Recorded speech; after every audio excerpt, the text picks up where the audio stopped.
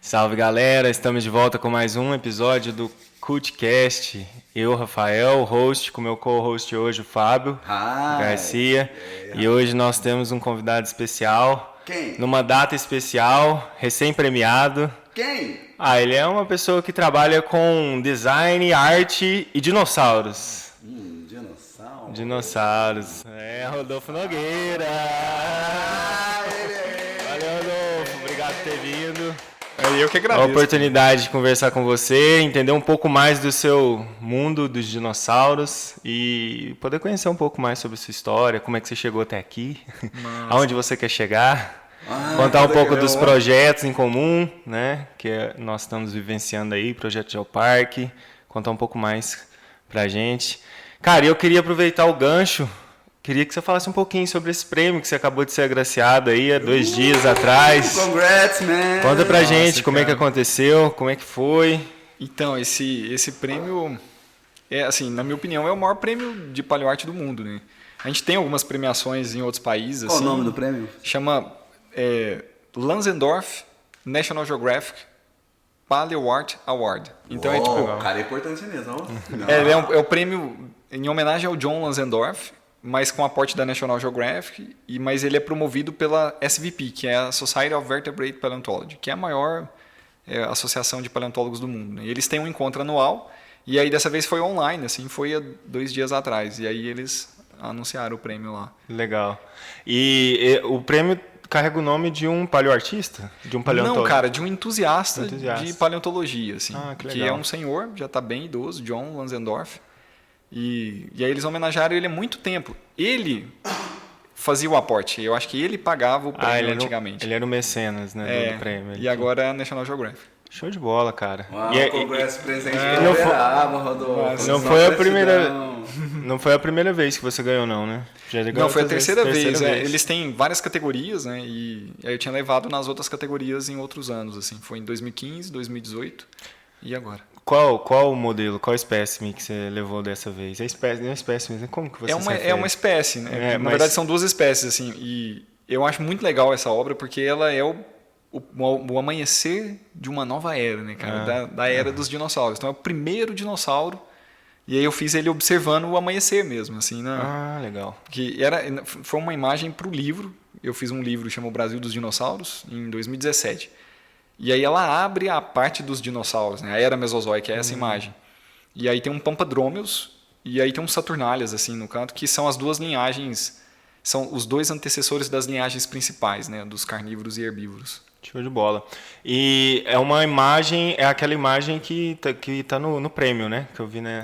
Eu vou colocar ela aí. Vocês estão vendo a imagem agora? Não, eu queria...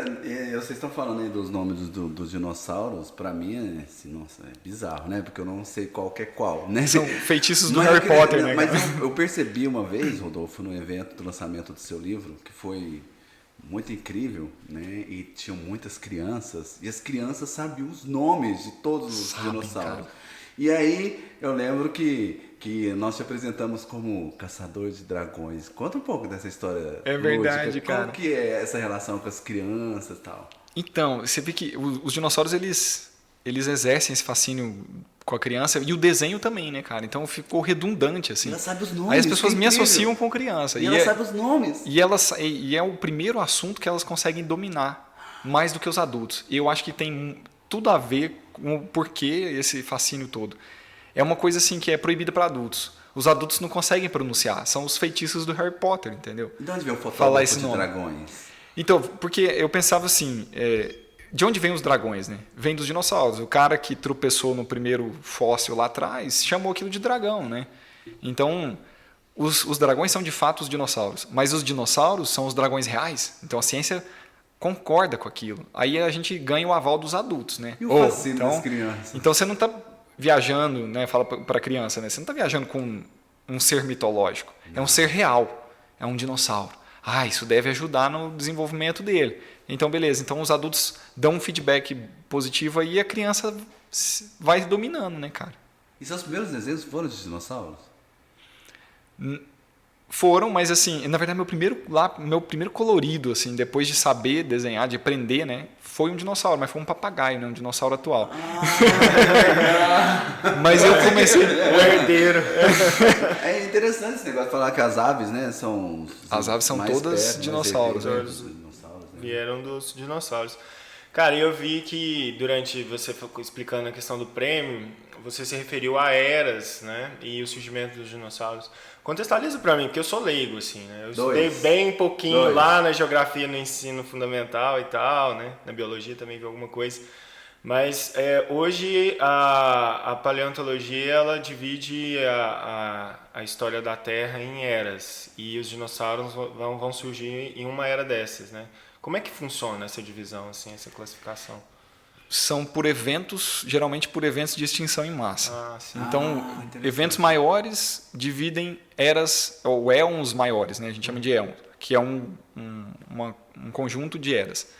E um conjunto de... E dentro de eras tem intervalos menores, a gente chama de período, né? Entendi. Depois tem os intervalos menores, são épocas. Mas assim, aí os dinossauros eles surgem no que a gente chama de era mesozoica. Né, e aí 3 períodos: Triássico, Jurássico, Cretáceo. Aqui em Uberaba a gente tem o Cretáceo. A flora na cidade inteira, assim, né? A gente está construído sobre rochas do Cretáceo, do fim ali do. A terceira dessa fase mesozoica. Meso vem de meio, né? Essa era no meio, entre eras. É porque é entre a era que a gente chama da atual, né? Que é o terciário, e o que estava antes ali, que é o Tem vários períodos ali, né? Eu não sei como é que é o nome da era, deixa eu lembrar. Cambriano? Não. Paleozoico. O Paleozoico. Dentro do Paleozoico você tem várias ali, né? Que é Cambriano, que vai até o Permiano. E aí do meio tem o Ordoviciano, Siluriano e tal. E aí é o surgimento da vida ali, né? Nessa galera aí. Surge lá no pré-cambriano, mas ela explode essas coisas. no Cambriano. E aí começa aí, né? Antes do Cambriano começam esses coacervados aí, né? Mas aí a gente tem um grande evento de extinção em massa que é no começo do Triássico. Então, entre o Permiano e o Triássico, cai um meteoro aqui no Brasil, ali em Araguainha, né, que eu acho que fica no Mato Grosso do Sul, Mato Grosso do Sul, um dos dois. E aí isso libera uma quantidade de gás metano assim, absurda que estava aprisionado nas rochas. E aí isso alimenta um sistema de efeito estufa, junto com um monte de erupção que estava rolando na Sibéria, e aí a gente tem a maior extinção da história. Escureceu a Terra? Escureceu por milênios, né? E aí a temperatura cai e os bichos morrem tudo. Daí abriu brecha para um nicho que estava ali, uns animais que estavam arriscando a ser bípedes, já tinham uma adaptação no pé para andar melhor, e aí eles acabam combinando no fim do Triássico nos dinossauros. Que legal. Então, o Brasil está diretamente relacionado com o surgimento dos dinossauros. O Brasil é o berço dos dinossauros. Surgiu aqui no sul, norte da Argentina e sul do Brasil, é a mesma rocha, né? Assim, a flora é a mesma época. E ali tá os primeiros fósseis de dinossauros considerados dinossauros de fato. E hoje existe um método científico de identificação de todos esses períodos a partir dos fósseis e das rochas. Os geólogos já conseguem, por meio do estudo, datar mais ou menos. Você não tem uma precisão extrema, mas você tem uma precisão de consegue 500 mil anos, por exemplo. Né? Você vê, essa rocha aqui... E se essa rocha está embaixo, a gente sabe que ela é mais antiga. Entendi. Então, por correlação também, a gente consegue datar. Né? Bacana. Cara, e como é que você chegou nos dinossauros? Conta pra gente. Eu tinha umas manias, assim, eu ficava obcecado com os assuntos, cara. Então, minha mãe falava que eu ficava invocado. Criancinha, tinha traços de autismo, enxaqueca, era meio esquisito. Criancinha peculiar, Diferente. E aí eu invocava com os assuntos, assim. Então, teve uma época que eu fui numa excursão, cara, clandestina, porque o primo da minha avó era motorista de ônibus do Zé Ferreira. E aí ele levou eu e minha irmã escondido no ônibus, assim, para Peirópolis. Era uma excursão para lá. Tinha acabado de inaugurar o museu. Lá tinha sempre isso. Todo ano tinha. Isso a partir de 93, né? Que foi quando abriu o museu em 92. Então foi em 93 que eu fui. Cara, e para mim aquilo causou um maravilhoso, assim. E aí eu acho que quando o cara ele é um artista, né? Porque você nasce um artista, né? Esse maravilhoso é um chamado. Ele ativa alguma coisa dentro do cara e aí... E você foi para uma zona de foi assim. escavação, né? Não fui, cara. Você foi só pro museu? Só no museu. No museu. E lá Nessa época foi só no museu. O contato que você teve com os dinossauros. Foi. E aí, pra mim, eram dragões, né, cara? Mitológicos, assim, num mundo mágico, longe da minha casa, e que tinha floresta encantada, cachoeira cristalina, né, cara? Você tinha os caçadores de dragões, que saíam uma vez por ano para além do horizonte, literalmente, né? Porque você olhava assim, você via os morros. E eles falavam, ó, de lá saem os fósseis. Então, eles iam buscar uma vez por ano, que era na época da seca. Lúdico. Que legal. E aí, cara, eu fiquei louco, assim, eu queria ser um caçador de dragões, né? Queria um paleontólogo, mas eu não sabia ainda. E aí eu só sentia atração por aquilo, né? E aí, quando eu fiz uns 11 anos, minha mãe me colocou num curso, assim, que... É isso que eu ia perguntar, porque mudou os pais minha vida. normalmente falam, isso é uma brincadeira de criança que vai passar. É, mas aí eu era muito invocado, e eles respeitavam, cara. Então eles deixavam eu ficar lendo sobre aquilo, desenhando pelos cantos. Foi fundamental também para o seu Foi, total. E aí ela me colocou num curso que me deu um poderzaço, assim, né? Que é tirar as coisas da cabeça e botar na realidade. Era um curso de desenho. Aí pronto, aí eu falei, nossa, eu posso desenhar tudo. E aí eu desenhava tudo que eu via, cara. Como se eu estivesse colecionando. Para eu absorver alguma coisa, eu tinha que desenhar. Então eu assisti um filme, tipo Godzilla, eu lembro que eu assisti o Godzilla de 99, né? Eu tinha que desenhar ele, cara. Então eu ficava assistindo e absorvendo os traços dele. É assim que eu enxergava. Aí o meu mundo era isso. Para eu enxergar, eu tinha que passar pela minha mão. É grafite, é lápis e papel. Lápis e papel. Na época era lápis e papel. Aí veio o curso de desenho, né? Aí aprendi nanquim, lápis de cor. Isso 11 aninhos, assim. Com 11 anos você já foi pro nanquim? Fui. Uou. E aí eu me encontrei, cara. Aquilo era... Porque nanquim você tem uma variedade de material para você poder... Mas a gente fazia um nanquim... Os pincéis, acho tão incrível. A gente fazia no bico de pena, cara. Com a professora Creuza. Não sei se você já conheceu ela. Não. Eu não consigo mais achar o contato dela, mas ela Daqui de foi... Uberaba. Naquela escola que a gente tinha, que era o Odilon Fernandes, né? Ah, Escola de Odilon Fernandes. Escola de Artes, E aí veio o dinossauro da Disney, na mesma época, assim. Aí, pronto. Foi a segunda paulada que eu recebi, que aí eu vi que eu não queria ser paleontólogo. Eu queria ver os bichos vivos. Fazer efeito especial de filme. Queria 3D, desenhar. Aí comecei a desenhar dinossauro sem parar. E aí comecei a fazer os trabalhos da escola com o tema, né? Então tinha que fazer uma feira de ciências Brasil 500 anos. Eu fazia Brasil antes dos 500. Aí os professores começavam a ceder, entendeu? Porque eu enchia o saco. E mobilizava a galera, e aí liderava, e aí fazia. O Brasil do futuro, tinha lá um dinossauro. Era, cara. Foi assim, aí todo trabalho eu começava, fazia de dinossauro. Aí cheguei na faculdade, né? Escolhi desenho industrial. Aí falei, agora eu vou desenhar dinossauro, né, cara? Mas não era bem assim, né? Tinha tudo quanto é disciplina de desenho, mas não dava tempo de desenhar dinossauro. Aí eu falei, como é que eu vou fazer, cara? Falei, vou fazer a mesma coisa que eu fazia no ensino fundamental. Eu vou usar os dinossauros como tema de tudo que eu puder. Então eu comecei a fazer tudo quanto é trabalho. Se tinha que fazer uma poesia concreta, eu fazia com dinossauro. Tinha que fazer tipografia, eu fazia com dinossauro. Cartaz de filme, Jurassic Park. Aí era assim, animação com dinossauro. Aí fiz uma iniciação científica e já comecei a trabalhar. E é uma profissão... não é uma profissão, né? Mas é uma habilidade que ela, de certa forma, é carente na área da paleontologia, porque você tem os paleontólogos, mas não necessariamente eles desenvolvem essa parte artística para desenhar, né? Então eles necessitam desse profissional para acompanhar.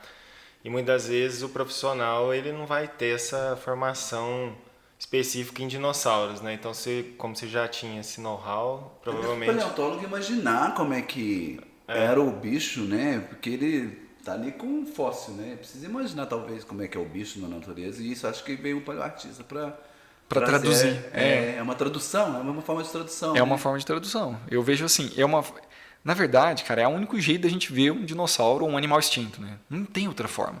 Você tem que usar a arte. Nesse ponto, tá intrínseco, né? E aí, a paleoarte, então, surge junto com a paleontologia, né? Porque a primeira vez que você topa com um osso gigante, você vai imaginar e depois você vai desenhar ele para mostrar para os outros, né? Como é que era aquele bicho lá. Então, eu acho que todos os paleontólogos entraram na profissão porque imaginavam os bichos vivos, né? Mas existe algum suporte da biologia nesse sentido? Por exemplo, vocês pegam espécies que existem hoje, vê mais ou menos a estrutura morfológica ali, e aí você fala, um dinossauro devia ser assim também? Tem Totalmente. Entendi. Assim o tempo todo, é o atualismo, né? É. A gente precisa... Então, na verdade é isso, assim, os dados científicos são poucos, mas a arte faz a gravidade ali no meio daqueles planetas, né? Você mantém eles coesos, né? Então, a arte vai preencher as lacunas, mas sempre usando os animais atuais. Tem muitos métodos axiomas em volta da definição de o que é aquele bicho, né? Então, deve ser muito difícil você, talvez, tentar desenhar um animal que não tenha nada análogo com hoje em dia, por exemplo. Muito difícil, cara. Você fez isso já? Muitas vezes. E aí a arte vem mais, né? Só que é muito legal. Esse processo da investigação é uma delícia, cara. E você vai descobrir como é que é aquele bicho. E aí você é o primeiro a fazer isso muitas vezes, né? E aí as pessoas vão enxergar aquele animal pelos seus olhos, pelas suas escolhas, né, artísticas ali. É muito legal isso aí. Que legal. E como é que aconteceu essa transição do gosto para o profissional? Aí você forma em desenho, e aí você já vai direto atrás dos paleontólogos, e como é que foi essa aventura? Cara, Você distribuindo currículo? Ixi, eu tive que fazer campanha, cara. Tive que fazer muita campanha. Porque assim, na época, tinha mais uns 3 paleoartistas no Brasil. E aí, todo mundo queria botar um dinossauro vivo no PowerPoint, mas ninguém queria pagar por isso. Não tinha dinheiro para isso, né? Não tinha dinheiro nem para pesquisar. O cara estava custando a pagar as contas dele, né? Sendo professor e tal. E cientista, né? Então eu tive que passar por uns bons assim momentos de campanha mesmo. Distribuir flyer no congresso. Todas as oportunidades que eu tive de apresentar o trabalho, apresentava, entendeu? Fazia muita permuta, tipo, todos os eventos que eu podia, eu trocava em troca de oficinas, e ensinar a desenhar para eles pagarem a passagem para eu ir para os lugares, assim. Então eu fiz isso desde que eu comecei. Eu tinha uns 19, né? E já faz 14 anos, 15 anos que eu estou fazendo isso desse jeito. E aí fui conscientizando eles de leve, junto com os outros paleoartistas também, né? Uma campanha pioneira, na verdade. Ou seja, foi uma luta também, então, para você engajar essa profissão e valorizar ela no mercado como deve ser valorizada, né? Igual o prêmio que você recebeu agora, uma supervalorização. Uhum. Então não foi tão fácil, né? Não foi só o talento. Você precisou também de muita luta. Muita, cara. Tive muitos apuros. Assim, desenhou muito de graça. Ixi, até hoje. Mas eu tive muitos altos e baixos, assim, né? Então, no começo não ganhava nada. Aí depois devia. Aí depois você ganhava um pouco. Depois você devia mais. Aí você ganhava mais. Devia mais. Eu passei essa montanha russa. Esse devia é porque você investe nos equipamentos, nas coisas? Não, é que você come também, né? Aí você devia no banco muitas vezes, cheque especial, assim. Foi louco. O começo. Como paleoartista, quem são seus clientes? Como é que funciona o mercado da paleoarte? Começou com os paleontólogos. Uhum. E aí eu pensei, eu preciso conscientizar a academia, porque aí eles vão me dar a credibilidade de que eu estou fazendo algo que é científico. Até então, as coisas eram feitas mais ou menos, entendeu? Não era uma qualidade muito boa. Não tinha ciência andando... Não tinha muita pesquisa. Nem os paleontólogos se perguntavam certas coisas, entendeu? Qual que era a espessura da córnea do bicho para eu fazer? Os caras, puta, nunca pensei nisso, cara. Faz qualquer coisa aí. Mas eu queria ver o bicho mais real possível, entendeu? E aí eu comecei a indagar essas coisas aí. Criei metodologia para isso, né? Chamei de paleodesign, que seria a aplicação do método do design, junto com os suportes artísticos melhores que eu encontrasse, no caso era o 3D, né? O computação gráfica, e as descobertas mais recentes da ciência. Assim. Então, foi assim, no começo eu tive que fazer isso. Aí conscientizei os paleontólogos, e aí eles começaram a me comprar trabalhos a preços de... Eu ia falar de banana, mas a banana tá cara. Tá mesmo. Mas era assim... Eu trabalhava 3 semanas e ganhava R$150, né? Umas coisas assim. Nossa. E muitas vezes não ganhava nada. E aí comecei a inscrever em concurso, aí comecei a ganhar. Tipo, no primeiro concurso eu já ganhei assim, em 3º lugar. E aí eu falei, nossa, cara, isso... E rolava grana nos concursos também. Premiações. E só tinha fora do país, né? Na época não tinha aqui. E aí... E você investiu nas suas viagens para participar desse concurso? Não. Ou você só enviava? Só enviava. Nunca fui receber um prêmio assim lá. Sempre mandam. Gostaria, cara. Mas não rolou ainda. Já seria um prêmio, né? Já seria, Mas com o reconhecimento de você no mercado, você hoje tem clientes que você considera fiéis, fidelizados, que você pode até inclusive fazer uma prestação tranquilo? Cara, nossa, e tenho muitos parceiros, assim, né? Que são chefes que me contratam temporariamente, mas que a gente acaba colecionando trabalhos juntos, assim. De, sei lá, muitos trabalhos, né? Tem parceiro aí, o Max Langer, que está em Ribeirão, o Thiago Marinho, que está aqui em Uberaba, a gente sempre faz junto. Nós já fizemos inúmeros trabalhos e animações que ganharam prêmios até, e aí nem sei contar, assim. Que aí são os trabalhos para divulgar espécies novas ou achados muito importantes, né? Aí essa galera me chama, os paleontólogos. Então comecei a atingir esse grupo aí. Aí depois vieram as editoras. Isso que eu ia te perguntar, quando você foi para a linha editorial, quando você já lançou livros, né? Eu participei, inclusive, do lançamento de um livro seu. Como é que foi esse processo? Desculpa, só inclusive eu acho que você já ganhou um jabuti, não foi? Com um livro? Ganhamos um jabuti, cara. Pois é, cara. Conta pra nós. Loucura, assim. Jabuti, cara. Tem um jabuti aqui na... Eu não sabia o que era o jabuti até me inscreverem no concurso, cara. Mas aí inscreverem? Como assim? Porque a editora que inscreveu o livro. Então inscreveu os autores, né? Legal. E aí ele falou, a gente inscreveu o livro no Jabuti. Eu fui lá no Google e procurei Jabuti. Eu falei, nossa, é um Oscar, né? E beleza. Aí ele falou, vai rolar a premiação aqui, estamos mandando as passagens. Você pode vir e tal? Vou. Nem entendi o que era direito. Cheguei lá no Ibirapuera, assim, o Serginho Groisman no palco. O primeiro prêmio, cara, era a nossa categoria, assim. Então, melhor livro... Porque eles premiam os prêmios maiores primeiro. Porque eles não repetem prêmios para aquele que ganhou o prêmio maior, entendeu? Então, entendi. porque tem as categorias menores, ilustração, diagramação, capa, essas coisas assim, que a gente concorreu também. Aí eles já de cara eles falam, melhor prêmio do melhor livro infantil e juvenil vai para o Brasil dos Dinossauros. Eu ouvi meu nome assim na boca do Serginho Groisman. Uma loucura, cara. Aí subimos no palco, aí foi massa pra caramba. Aí já era, aí acabou ali. Aí caiu uma lágrima. Não, cara. Fiquei muito feliz, assim, não tinha choro, não. Mas foi o prêmio que me gerou mais alegria de ganhar, assim. Euforia de alegria. Porque ganhei prêmios maiores, mais significativos no exterior, mas esse teve um carinho especial. Acho que eu tava lá, né? Aquela coisa, um trabalho de 5 anos, né, cara? Tem a questão também que transcendeu um pouco a paleoarte, né? Por ser um prêmio de literatura, talvez, né? Você tem aquele reconhecimento de uma área além daquela que é a sua área mesmo de atuação, né? Tem isso também.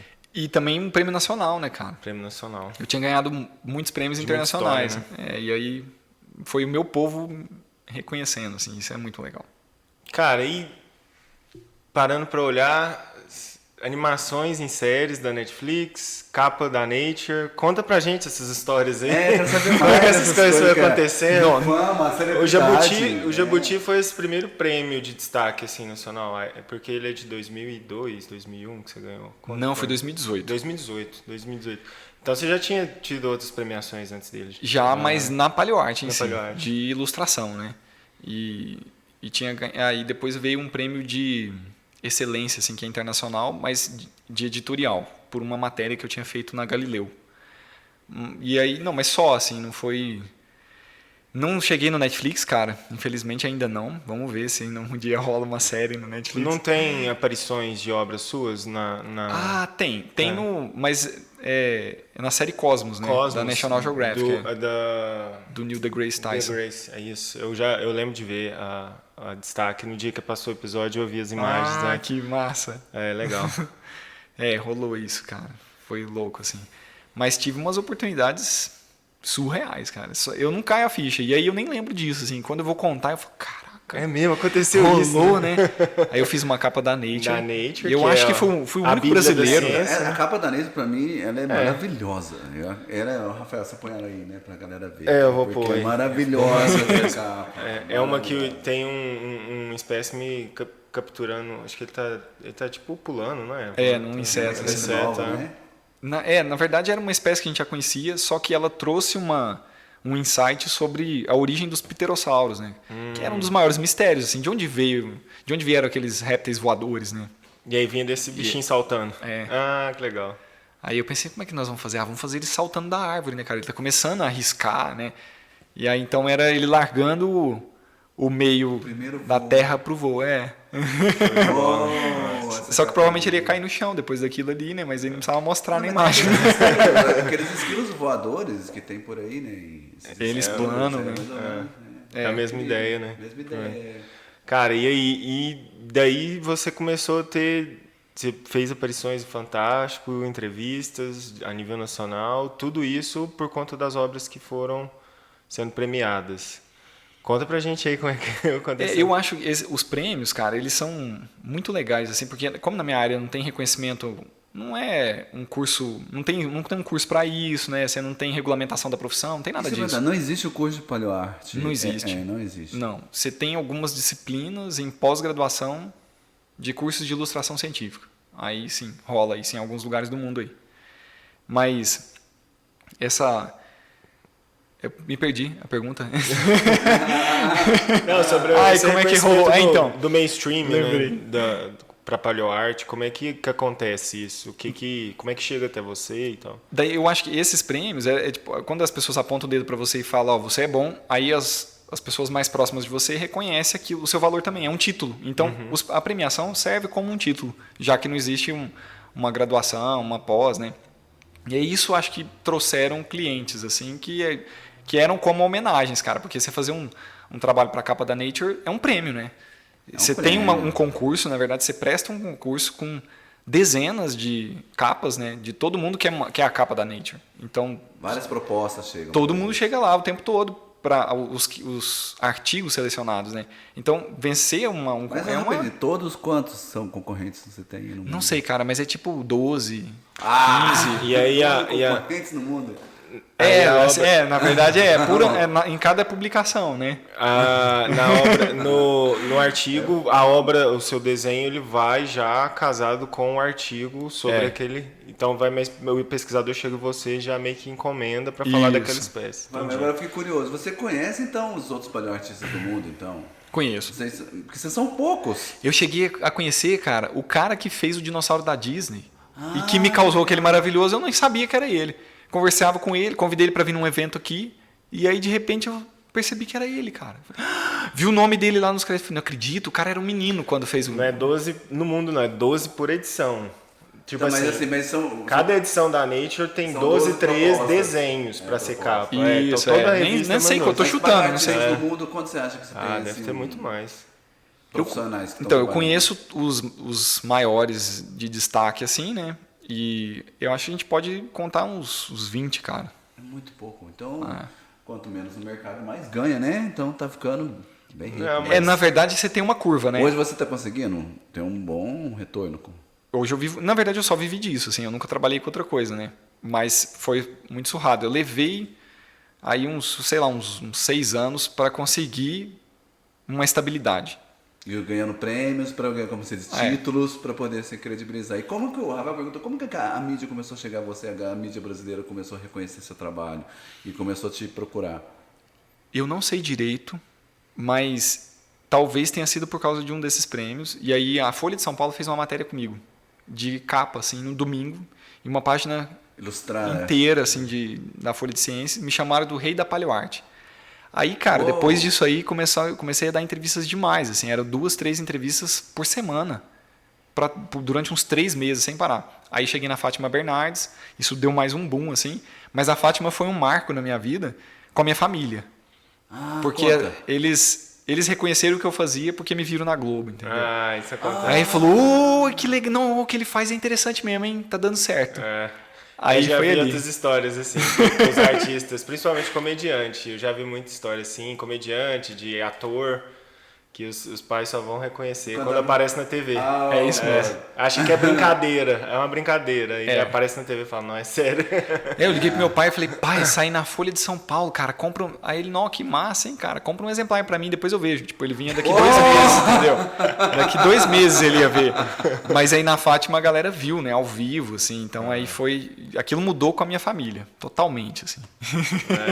Existe um certo encanto também da mídia com os dinossauros, né? Acho que não sei porque você ficou de Hollywood e tal, mas existe um movimento. É um movimento, é um assunto que atrai muita atenção, né? Eles chamam de dinomania. Dinomania. Tem um nome, o pessoal assim. gosta, eu já reparei muito isso mesmo.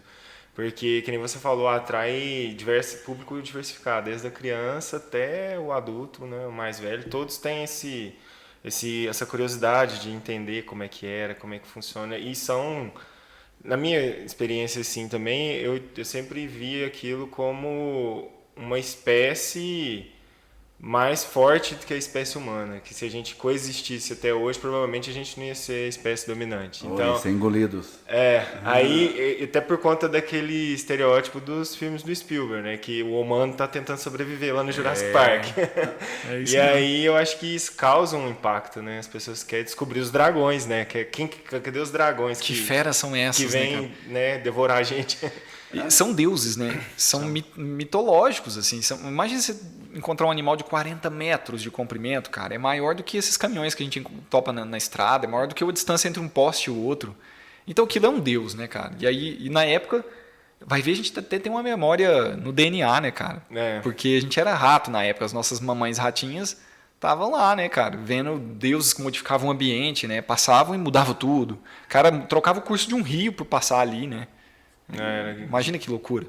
E assim, assim, uma pergunta agora mais até aleatória que veio agora na minha cabeça. O que você achou do discurso do dinossauro da abertura da COP26 agora? Achei muito legal, né, cara? Porque... O que ele falou sobre a extinção? O que você achou? É um movimento, né, para fazer política, assim, mas eu acho que eles acertaram demais, né, cara? Nunca aconteceu um movimento como esse, assim. Aquele vídeo volta para mim 3, 4 vezes por dia, desde o dia do lançamento. Uou. Porque todo mundo lembra de mim e me manda o vídeo. Sim. E ficou lindo, né, cara? Ficou muito legal. Então eles usaram a tecnologia, usaram uma coisa que a gente está muito familiarizado do passado, que são os dinossauros, né? Mas que para mim representa o nosso presente. Então você vê o Uberaba, por exemplo, uma vez me perguntaram, né, o que você acha que os dinossauros representam para o Uberaba? Representa o nosso presente, cara. Não é o nosso passado. O nosso passado é o Boi Zebu, que é a casa da nossa avó, a roça, né, a carne, o churrasco, o queijo, a época da fazenda, o bucolismo, o romântico, né? Aquele é o nosso passado. O Chico é o nosso futuro, é quem seremos, depois que a gente transcender a crise que os dinossauros também enfrentaram. Então eu acho que a gente se identifica com eles porque a gente domina o planeta e está enfrentando uma crise igual eles enfrentaram. Então, todo esse mistério, como é que eles morreram, por que eles eram tão fantásticos, né? Então, eu acho que eles usaram uma coisa muito assim, que a gente se identifica demais para passar um conceito que é básico e banal e óbvio. E necessário, né? Nesse momento. E com tecnologia, né? Aí pronto, cara, deu certinho. E eu achei engraçado aquele vídeo porque a gente está, teoricamente, destruindo o planeta porque a gente está queimando dinossauro.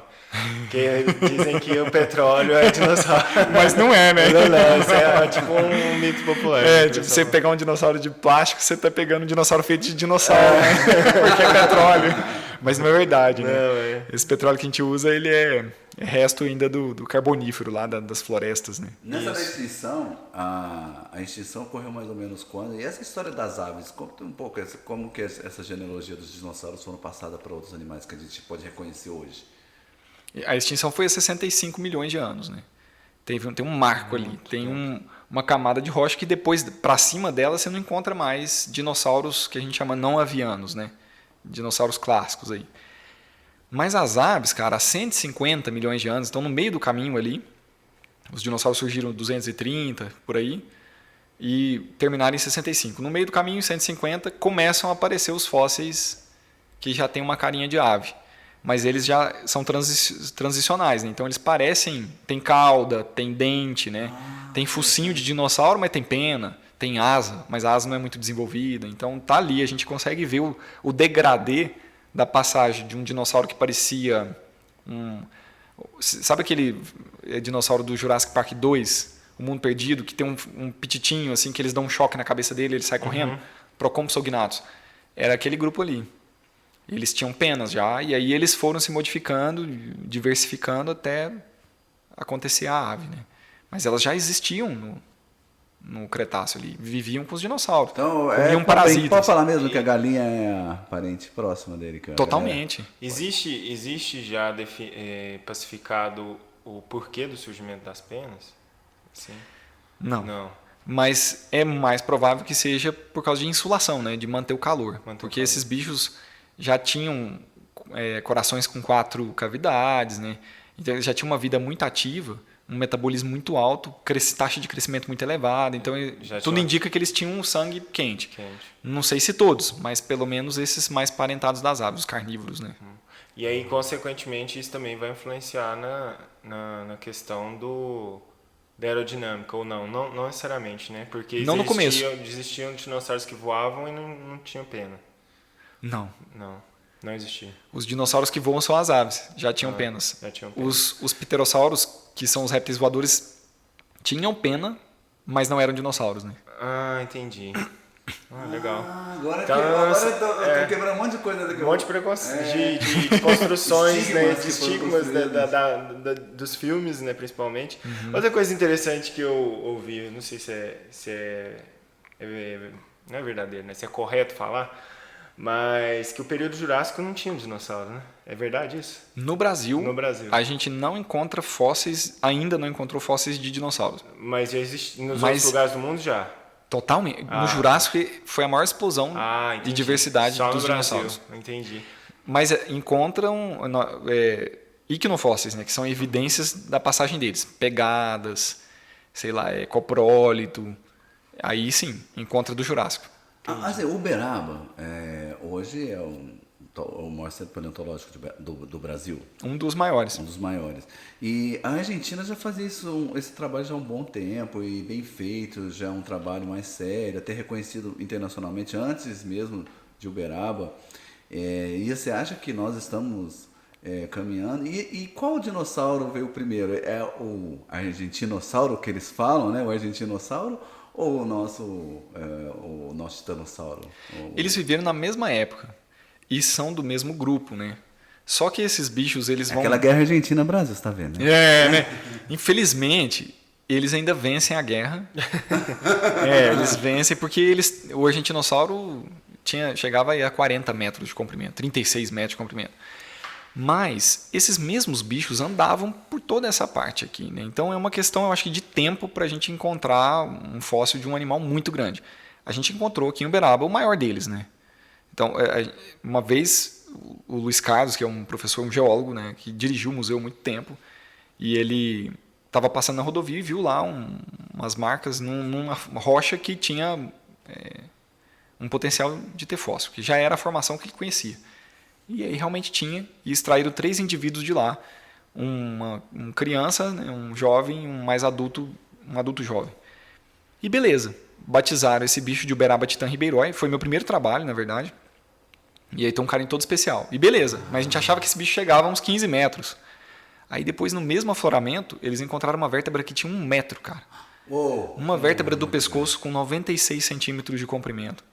Ele tinha 13 só no pescoço. Caraca! Aí quando a gente extrapola o tamanho, ele chega a um bicho com mais de 26 metros de comprimento. Então, assim, já é uma evidência de que esses bichos que andavam na Argentina estavam passeando por aqui. São todos muito próximos, né? Porque eu vi uma matéria no jornal argentino deles falando que talvez o dinossauro vai ser ultrapassado por outro que vai ser descoberto no Brasil, sabe? Parece que existe uma marca assim, de crescimento máximo. Eles não conseguiram ultrapassar ainda os 40 metros. Tem várias espécies que chegam muito próximos dali, sabe? Que é o mesmo grupo que o Uberaba Titã está inserido. E qual a diferença? Por que a Argentina se desenvolveu mais e o Brasil não? Qual que você acha que foi? Investimento em educação, pesquisa? Eu acho que cara. É alguma cultura que eles têm de diferente em valorização da ciência. Aqui a gente ainda está na pirâmide de necessidades, a gente ainda está inseguro e com fome. Então é difícil da gente investir em autoconhecimento, né, em em ciência. E a Argentina, na primeira metade do século XIX, era considerado um país desenvolvido, né? Era um país rico, né? Em 1900 era a segunda potência do mundo. Olha isso, então. Um país bem rico antes. Então acho que eles herdaram uma cultura diferente, Exato. que a gente não herdou, os portugueses eram diferentes. Né? Isso. Uma influência europeia, né? Buenos Aires era uma cidade bem cosmopolita, assim, tinha um ar bem europeu na primeira metade do século XX. Você vê que eles eram desenvolveram mais essa questão de educação, né? Antes da gente. Cara, e como é que você vê agora, puxando um pouco o assunto, essa oportunidade que a gente está tendo com o surgimento do Projeto Geoparque? Conta pra gente do seu envolvimento com o Projeto Geoparque, como é que surgiu, como é que você começou a participar? Cara, pra mim, esse é o maior projeto que o Uberaba já viu, cara. E ele vai mudar a cara da cidade. Eu não tenho dúvidas disso, assim. Isso surgiu de uma ideia maluca do Luiz Carlos, né? Isso em 2014. Salve, Luiz Carlos. Meu mestrão, né, cara? Esse cara, na época eu já estava trabalhando com ele, assim, já fazia projeto de pesquisa, conhecia ele por causa da minha iniciação científica. E aí ele começou a falar, você consegue desenhar fazer um projeto que a gente precisa angariar uma verba para fazer um museu novo. Eu acho que você consegue simular isso aí no computador. Aí eu comecei a fazer esses espaços, os design, criar, e ele me dava muita autonomia. Não, imagina alguma coisa aí e propõe. Eu não achei legal, e vai. E aí, cara, ele ainda não chamava isso de geoparque, ele não tinha ainda percebido esse potencial. Então era Uberaba, terra dos dinossauros do Brasil. Aí depois ele foi num congresso e um dos caras que estavam trabalhando junto com a Unesco, né, com o Geoparque, falou para ele, cara, Uberaba tem todo o potencial. Começa a pensar nisso. E aí ele começou a pensar e percebeu que a gente tinha um potencial turístico religioso gigante, um potencial turístico de entretenimento e de educação já instalado, né, que era Peirópolis, acontecendo ali um modelo para a gente, né, uma simulação, né, uma miniatura do que Uberaba seria. E a gente ainda tem o Gazebo, né, cara? Então, turismo de negócios absurdo, assim, sempre teve, né? Movimentando e alimentando o planeta inteiro. E hoje a gente vê mais coisas, né? A gente é um dos maiores produtores de grãos, de açúcar, do país inteiro. De milho nós somos do estado o primeiro. E aí ele pensou, cara, não, Uberaba não é só terra dos dinossauros. É terra do boi, é terra do Chico. E aí ele falou, cara, vamos criar alguma coisa aí. Eu não pode ser mais terra dos dinossauros. E a gente estava no telefone, assim. Aí eu falei, cara, terra de gigantes. Uou. Aí pronto, é isso. Projeto Geoparque Uberaba, terra de gigantes. Aí eu fiz um logotipo depois e aí a gente começou a angariar. O logotipo você põe também, Rafa. E aí já em 2014 eles tinham percebido um fóssil no meio da cidade, ali na biblioteca municipal. Um professor, o Sérgio Seik, acho que é o nome dele. Seiji. Não sei como pronunciar. Seiji. E aí ele sacou que tinha um fóssil lá, chamou o Luiz e ele falou, é um fóssil mesmo, cara. Tava aqui há 80 milhões de anos e ninguém tinha visto. Todo mundo passando em cima dele. Todo mundo dele. passando do lado, cara, ali na calçada, na biblioteca municipal, no centro da cidade. Aí o Luiz falou, isso é um fenômeno. Isso é um negócio inédito no planeta inteiro, né, cara? Rodolfo, chega mais. Eu cheguei lá e ele mostrou o lugar e falou, vamos imaginar uma praça aqui. Desenha lá o que você quiser. Aí eu fiz uma praça, um projeto, um vídeo, e a gente começou a apresentar isso para as autoridades para angariar o dinheiro. E aí o ano passado conseguiram a verba e fizemos o Geocity Santa Rita, cara. E aí isso para mim foi a pedra fundamental, assim. Eu acho que todo mundo começa a olhar, opa, tem alguma coisa rolando aí. Que projeto é esse? Cadê o Geoparque? Está aberto, né? Mas aí estamos começando a sacar que o Uberaba inteiro vai virar uma cidade turística, né? E assim, fala um pouco pra gente da importância da geoconservação, do que o Geoparque proporciona. E o Uberaba ainda tem esse papel que, por ser uma cidade que está inteira em cima de uma formação com potencial fosse livre, isso aqui era um pântano, cara. Um oásis na época dos dinossauros. Então a galera vinha toda para cá. Os dinossauros gostavam de ficar aqui. Legal. E aí eles morriam aqui, né, cara? Às vezes morriam antes de chegar, antes da época da cheia, ou então morriam e depois vinha e enterrava muito rápido, por isso que eles estão preservados, né?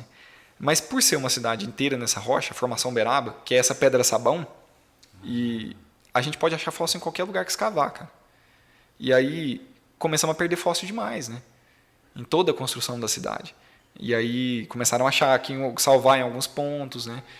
Então criaram uma lei, graças ao Luiz, que agora é obrigatório a gente monitorar toda construção que for escavar a rocha da Pedra Sabão, que é a Formação Uberaba. E essa pedra é muito pedra não, né? Rocha. A extensão, mais ou menos, disso tudo? Não sei, cara. É muito grande, né? E não aflora só aqui em Uberaba, né? Ela aflora. Eu lembro que tem, vai Campina Verde, vai todas essas regiões, essas cidadezinhas. São outras formações, né? Campina Verde é outra formação. É outra, porque lá outra. também acharam alguns dinossauros. Mas aqui em Uberaba também a gente tem outras rochas, né? A gente tem Serra da Galga, que é a formação Marília, que agora estão estudando de chamar Formação Serra da Galga, que é outra rocha, é calcário, né? Então, calcário triângulo, por exemplo, explode dinossauro lá todo dia. Assim. Faz resgate incrível lá, cara. Tem bichos fantásticos que estão por vir aí, que eles descobriram lá. E você tem preferência por algum? Eu sou suspeito, né? Mas além de ter sido meu primeiro trabalho profissional, de levar meu nome, né? E não por minha causa, mas e também ser o maior dinossauro do Brasil e ser do grupo que eu mais gostava desde sempre, eu gosto do Uberaba Titã Ribeirói, né, cara? Ele era um herbívoro, né? Um herbívoro. Eu gostava muito desses dinossauros pescoçudos, né? Pra mim são é o estereótipo. Fofinho, O estereótipo dele é que ele era bonzinho, né? Fofinho, tá. Cara, você ia falar Pedra Sabão, e aí a gente mudou de assunto. Essa rocha é incrível, então, cara. eu também fiquei curioso. Antes de você tocar no assunto, eu ia te perguntar, e você falou, o que é especial Essa dela? rocha, cara, é feita de cinza vulcânica compactada. Então você pensa o tamanho do vulcão para gerar tanta cinza vulcânica para você compactar e virar uma pedra. Isso foi um vulcão que se chama de Serra Negra, que estourou há 80 milhões de anos ali em Patrocínio. Eu acho que tem outro lá, Serra Salitre, né? E Serra Negra e Serra de Salitre. 10 quilômetros de boca, cara. Você imagina, não tem o topo dele, ele não explodiu o topo, ele explodiu ele inteiro, cara. Então ele jogou tanta cinza no planeta assim, que a gente teve uma extinção em massa nessa região. 150 quilômetros, um raio de 150 quilômetros, formou a formação Uberaba, né? Que é essa pedra sabão. Então ele até desconfigurou o formato do vulcão, né? Virou o carro, que ele mesmo preencheu o entorno todo. Né? Como se fosse uma cratera de meteoro. Você olhar no satélite, você vê ele lá. Ele ainda está lá, tem 10 quilômetros. Que legal. Legal. E ele fez chover diamante rosa, cara. Eles não têm certeza, mas eles acham que esses diamantes rosas de Coromandel, que são famosos no mundo inteiro, né? Tá em Israel e tal, 240 quilates, saíram daqui. Explodiu por causa desse vulcão. Então choveu diamante rosa para todo lado. Legal. Terra abençoada, hein? Já pensou? Terra abençoada. Mas dentro hoje no Brasil, tem uma outra cidade, além do Museu Nacional do Rio de Janeiro, o Museu Nacional do Rio de Janeiro é a referência em paleontologia, em termos de museu aqui no Brasil? Ele é com certeza, assim, é o maior museu do Brasil, né? Mas lá não acontece como aqui, assim, o nosso museu tá ali a interação um com o quilômetro público. de onde tira o fóssil, entendeu? Então mas esse modelo está acontecendo em vários lugares do país, inclusive outros projetos de geoparques, né? No sul a gente tem o Capa, que tem afloramento do Triássico, mas assim, cara, tem muito bicho lá também. Não, pelo que eu sei, Uberaba é simples mesmo. Quando eu era criança, eu gosto dessa excursão do Zé Ferreira, que eu ia no colégio, e ia também para a área de escavação. E a gente tinha que levar um martelinho também para simular uma escavação. E numa dessas, o menino uma criança achou um dente. Acha muito fácil. Então, assim, numa excursão de criança, a criança achou um dente. É isso mesmo. Na chancela da Unesco, o geoparque não necessariamente ele precisa ter um potencial paleontológico, né? Ele pode ser apenas geológico. Pode. Então, assim, a gente pode encontrar geoparques que não tem dinossauro. Tem um monte. Entendi. O Vale do Cariri. É um valor turístico, mas de rocha, né, cara? Mas aqui a gente tem isso também. Você tem, por exemplo, aquela cachoeira de Ponte Alta, você consegue ver as camadas, cara. Então você vê a Serra Geral. Você consegue pisar na Pangeia, né? Você pisa. E aqui na Universidade, no Mirante, por exemplo, você vê a Serra Geral, aí você vê um espaço assim, de 2 centímetros que tem 20 milhões de anos e depois você vê a Formação Uberaba, onde estão os dinossauros. Então você consegue enxergar direitinho e botar o dedo, assim, 20 milhões de anos, cara. Isso é legal. É legal, E né? esses lugares são chamados geossítios. São geossítios, pontos de interesse geológico dentro do geoparque. A gente tem outros pontos que não têm interesse geológico, que também incluem no geoparque. Mas que que são envolve geoconservação, né? Que envolve toda a geoconservação, né? Que geoconservação não é só da terra em si, os humanos fazem parte da terra também, né? Então tem a questão cultural, a questão ambiental, tem muita coisa envolvida para essa chancela também, né? o geoparque é isso, né? É recurso humano, na verdade. Né? Então é trabalhar a economia de um lugar usando alguma riqueza natural que está ali. No caso, partiu das rochas, né? Então geológico. Mas aí você tem os sítios histórico-culturais de interesse turístico, mas que não envolvem a geologia. A gente tem vários. A gente tem inclusive sítios histórico-culturais até tombados com interesse geológico junto, né? Por exemplo, a Igreja Santa Rita. A formação, o Uberaba está ali, junto com a Santa Rita, tá? Elas estão, você consegue ver. Tanto é que o geossítio Santa Rita chama Santa Rita, porque é a mesma rocha que foi descoberta primeiro no Santa Rita, e primeiro era o geossítio Santa Rita só a igreja. Por isso que não chama geossítio São Domingos, né? Que está encostada na São Domingos. E o geossítio, por exemplo, que é o geossítio histórico, né, que você está falando, que não teria talvez ligação direta com a geologia, como por exemplo o Vale Encantado, que tem aquele desenho, tem aquela árvore que parece um dinossauro lá, né? Mas no Vale Encantado você tem as formações também. Ah, legal. Você consegue ver as rochas lá. Uma falha geológica. Ó, tem um recado da Rô pra você, ela quer um dinossauro lá, hein? É. Ela quer coloca uns dinossauros lá espalhados lá. Nossa. Nasci pra isso, cara. Que massa. Mas sítios histórico-culturais, a gente tem a Casa do Chico Xavier, o Memorial. Eu não sei se a casa já é um... A gente não... Acho que não transformou ela ainda num sítio. Não, a casa dele, Dele. A casa dele.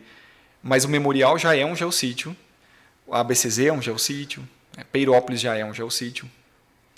Bom, a BCZ é um geossítio por causa da inovação em trazer a raça zebuína pro continente americano, né?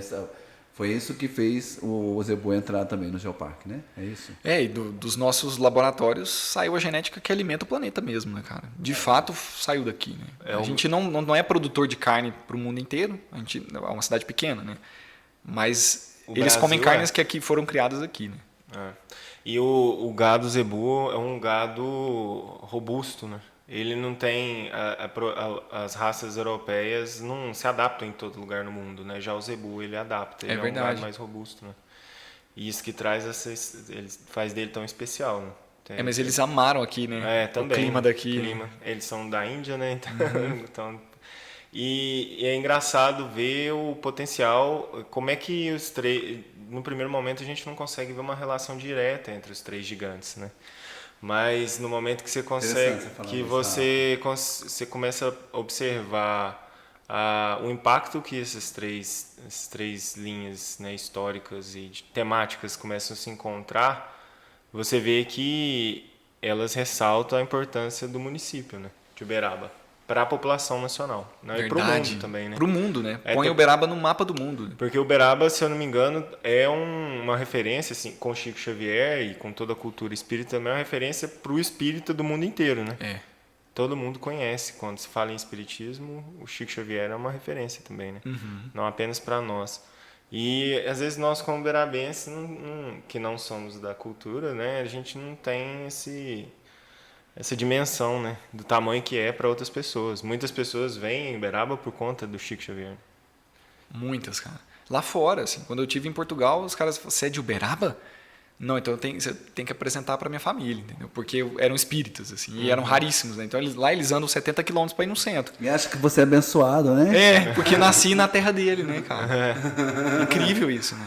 A terra que ele adotou, né? Isso que é o legal, né? Ele escolheu, né, esse lugar, né? Aí tem várias histórias de cidades espirituais em cima de Peirópolis, que o povo comenta, né? Já ouvi falar. Tem muita coisa que envolve isso. E é muito interessante para as pessoas, né, ter essas curiosidades. O Geoparque trazer essas curiosidades. É uma coisa muito legal, né? E explorar o turismo, né? E explorar a economia e também fazer a distribuição, não só do conhecimento, mas da renda também, né? O Geoparque também teria essa função. Totalmente, né?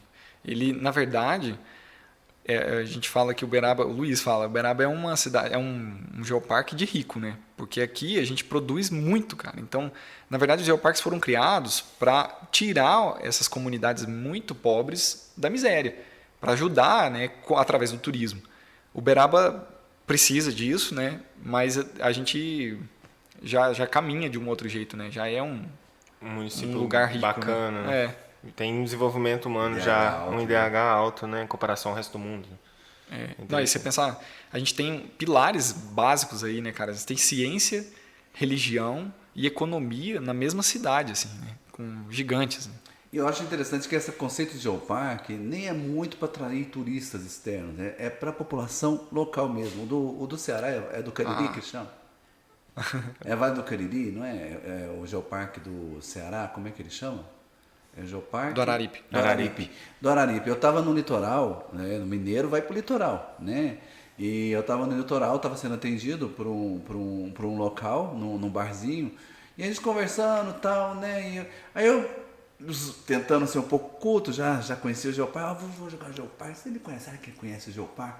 Na hora que eu falei do Geoparque dele, ele falou assim, você conhece o nosso Geoparque? Eu falei assim, não, é porque ele é Uberaba, tá? Ele falou assim, cara, eu vou praticamente todos os fins de semana pro Geoparque. Ou seja, a população local do Ceará se apropriou de lá, e nós turistas lá no litoral, né? E a população local... E ele diz que realmente não tem um turismo de outros lugares, mas é bem local. E acho que é isso que é interessante, né? Fortalecimento da cultura local, né? Eu acho que isso é uma fase. Ah, inclusive que eles estão vivendo agora, entendeu? Alguns passos à nossa frente, né? Mas a primeira etapa é essa. É a conscientização da população de que estamos num lugar muito rico. A apropriação, né, também. Né? E aí a gente pode usar isso a nosso favor. E aí o passo seguinte é abrir isso para o mundo, né? Que lá está começando a acontecer. Né? Uberaba ainda tem um chão, mas é inevitável que todo mundo merece conhecer esse lugar. Então, no Brasil só tem ele? Só tem ele. Só tem ele. Mas tem outros projetos, né? Aspirantes. Tem outros em andamento? Quantos em andamento estão aspirando? Não sei, cara. São muitos, eu lembro de ver, o pessoal... Eu acho que em processo de quase já tem 4. Nas Américas... São quantos no mundo? Não, acho que na América... Já está em 160 e tantos, 170, alguma coisa assim. O maior lugar é a China? É a China que tem mais. O maior número de geoparques? Mas eu acho que é. Mas a gente tem, assim, na Europa, a cultura lá é muito disseminada, né? Então você tem, por exemplo, Portugal do tamanho do Triângulo Mineiro e lá tem um monte de geoparque, né, cara? É verdade. E isso vai acontecer, eu acho que no mundo inteiro, né? E é uma forma de promover a geoconservação, que é o que a gente está trabalhando tanto nos assuntos da COP também, né? A geoconservação, que é muito importante. Agora vamos o negócio das crianças, queria perguntar o negócio das crianças para ele, que eu acho muito legal a relação. Você fez um livro infantil, então você tem relação com crianças, as crianças têm uma relação com você. E um dia que eu fui no lançamento do seu livro aqui, lá em Peirópolis, né? Eu vi o fascínio do olhar das crianças para você e eu vi elas se seguindo o tempo todo. E assim, você depois foi fazer uma atividade com realidade aumentada com as crianças e eu vi que inclusive até o prefeito da cidade ficou no evento porque todo mundo queria brincar com você. Você tem saco para tudo isso? Para essas crianças? Você gosta de criança? Cara, o tio do dinossauro. Eles não entendem direito se eu sou adulto. Oh, que legal! É como se eu fosse um infiltrado, cara. Um amiguinho. Na verdade, eu me sinto assim. Eu me sinto uma criança que está sentada com adultos. Que lindo isso! Tô num corpo de adulto, entendeu? E aí agora eu tenho mais autonomia, me respeitam mais, mas eu sou o mesmo moleque que tava lá. Então eu me identifico muito com eles, cara. Aí na hora que eu tô no meio deles, eu me sinto à vontade demais. Eu posso ser eu mesmo tranquilamente e aí eu consigo coordenar, liderar eles muito tranquilo, sabe? É um negócio que tá aqui, assim, eu adoro. Eu me sinto privilegiado quando elas gostam de mim, entendeu? Já tem algumas crianças, alguém que já manifestou talento pela arte, que você vê que pode ter futuro? Muitas, cara. Porque eu participei de um projeto que chama Megafauna. Então eu tive a oportunidade de ensinar mais de 6 mil crianças. 6 mil crianças, cara. Oh. Então eu topei com várias, assim. E aí hoje, com o Facebook, esses moleques crescem, né, cara? Aí eles me escrevem de novo, você lembra de mim? Uma vez você esteve aqui na minha cidade e tal. Olha os meus desenhos. E os caras evoluindo, sabe? Que lindo isso. É muito legal, cara. Eu acho que o mais legal é isso. É muito legal. E é muito incrível, assim, você ver o fascínio acontecendo numa criança, por exemplo, que não sabe nem falar direito. Esses dias eu vi um menininho de 2 anos chegando perto do Mega Raptor lá no shopping. E aí eu fiquei olhando, ninguém sabia quem era eu, né? Eu tava lá do lado do dinossauro, eu quietei e fiquei olhando. Cara, ele fazia uau, uau e uau, sabe? Bebê, né? Um bebê, né? 2 anos, cara. Ele andava torto ainda, sabe? Eu fico pensando nessa questão que você falou, que existe talento, né? Existe prática, né? Disciplina, mas existe talento, né? E quando você ensina, o desenho é muito evidente isso, né? Quando tem pessoas que já conseguem desenvolver mais rápido no desenho. Tem, mas desenhar é percepção. Percepção. Então, quando você vê uma pessoa tem facilidade para desenhar, você sabe que ela percebe o mundo mais, entende? Ela observa o mundo, né? Não é a coordenação motora. O Jaspion.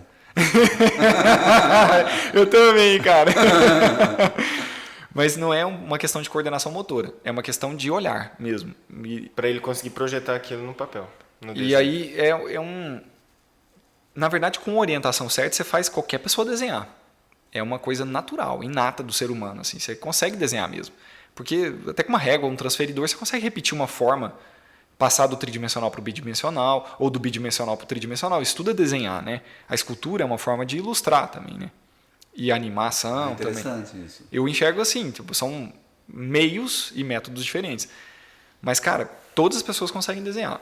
Mas eu noto algumas pessoas com mais dificuldade. Existe isso sim.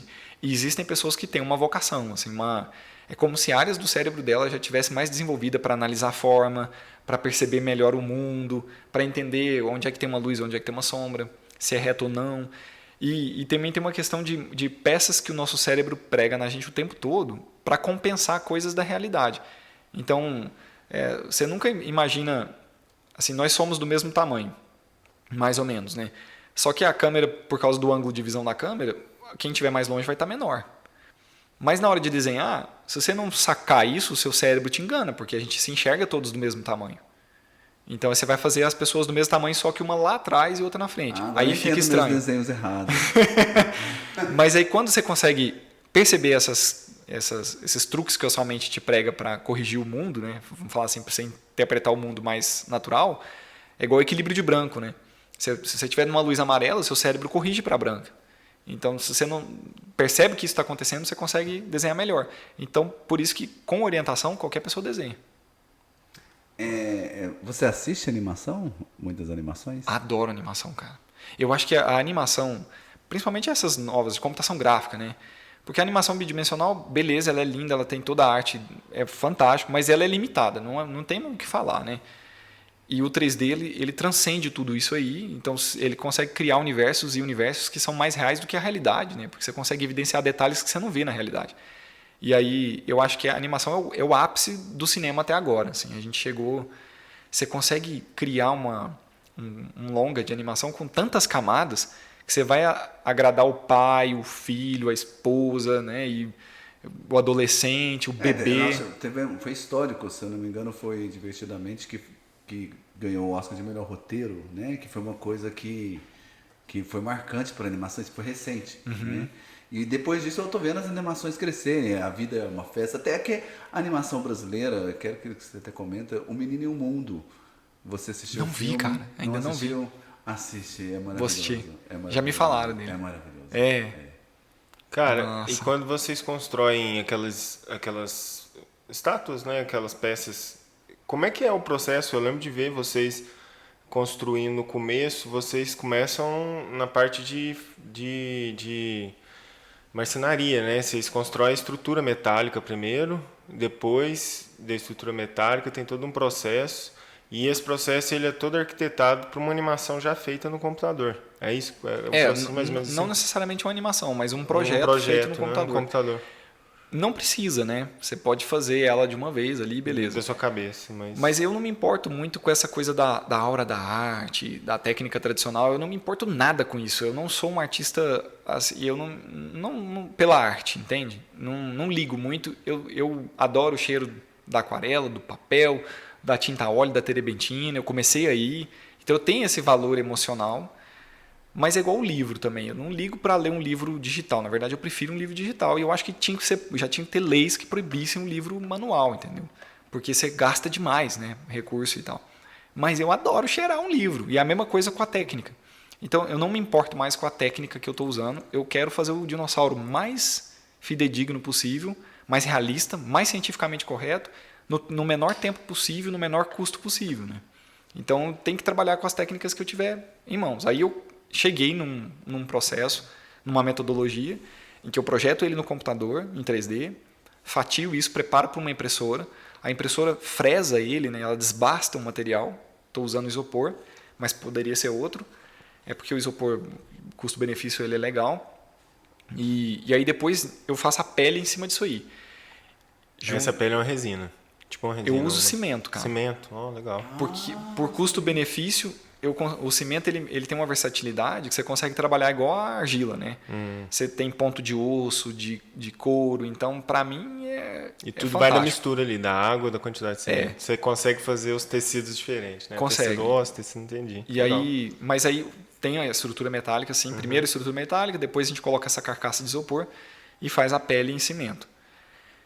Hoje eu já tenho pensado numa outra técnica, assim. Eu acho que preciso entrar num processo em que eu consiga dominar melhor o material. Quando você passa por todos esses processos, vão acontecendo variações do que você esperava. Né? Então, é um 3 milímetros que fica maior aqui, você tem que compensar num outro lugar. Aí vem mais 2 milímetros, aí já deu meio centímetro. Se for um bicho de 1,5 metro, meio centímetro vai fazer ele ficar torto, entendeu?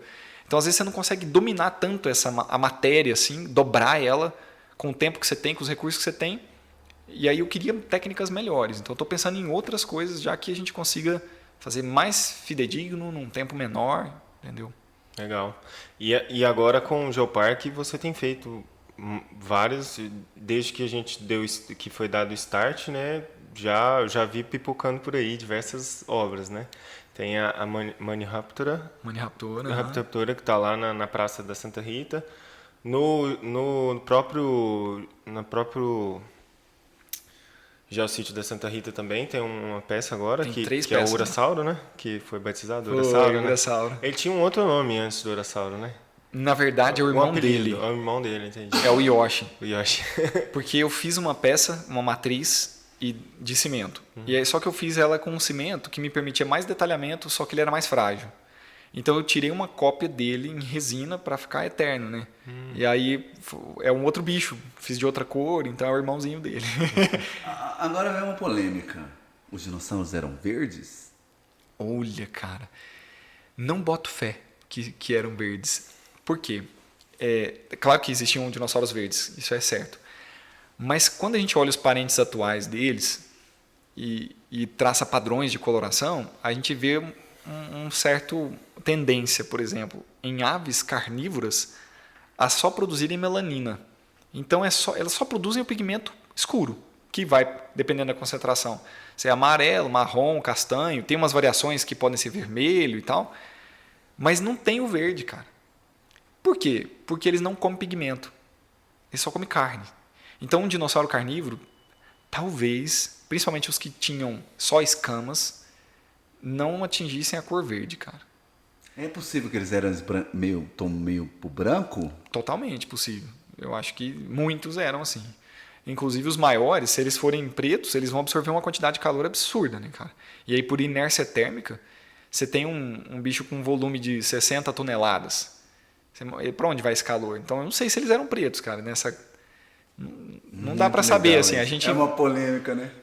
Mas tem dinossauros que a gente encontra a célula que abrigava o pigmento. Então a gente consegue saber padrões de coloração, se era uma melanina escura preta ou se era uma melanina castanha, entendeu? Isso dá para saber. Agora, se tem penas, melhor ainda. Porque a pena, você não tem só pigmento e cor.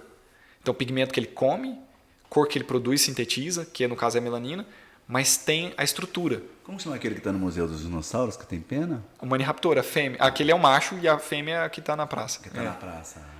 Aí, por ter pena, você pode variar a cor mais. Porque estruturalmente você pode misturar um azul com um amarelo da melanina e virar verde, entendeu? Nas aves a gente vê, né, diversas variações. Das aves que comem frutas, comem de tudo, né? Tem aves que tem cores totalmente diferentes, né? E cores que a gente nem enxerga, né? Realmente.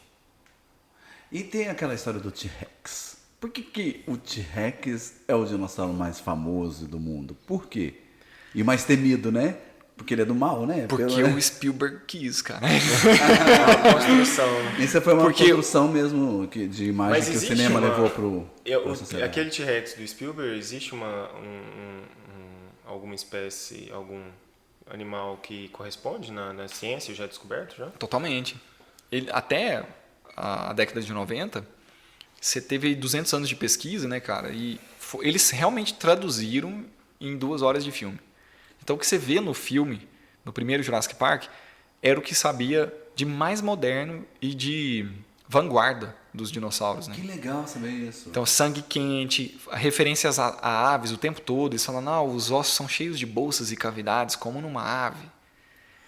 Eles não colocaram pena naquele, porque ainda não estava confirmado, entendeu? Mas já tinham evidências surgindo ali. Aí eles acharam que ainda era um passo muito grande.